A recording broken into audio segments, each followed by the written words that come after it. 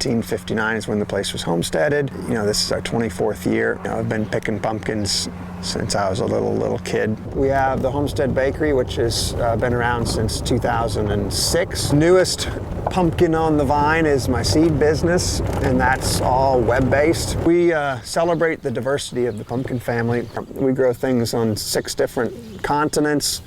You know, over 30 different countries are represented. Here's the A to Z of squash, so every letter of the alphabet is represented.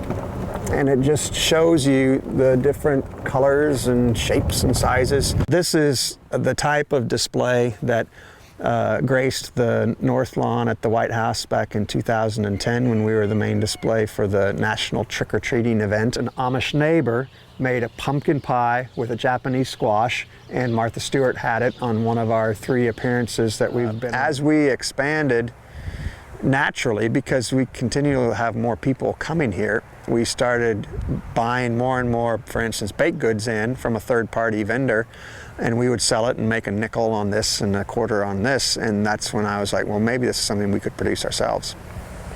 Not having any capital and being a young, I guess, entrepreneur looking for someone to help us with that process, we went to Farm Credit, who Dad's been working with for years and years. So we needed someone who's flexible, a lender who understands that we don't want to be, you know, shackled by an institution. We're ag-based, and so we are year to year rolling the dice like every other farmer. If I have a rain out on a Saturday during my peak season, more than likely that's either my income or my loss on one day, and that has nothing to do with anything other than the weather. And not everybody gets that, but Farm Credit, I think, does, and realizes that it's a journey, it's a long-term thing. Because now we're not just seasonal, we're not just the 7 weeks at the pumpkin patch, we have a year-round bakery,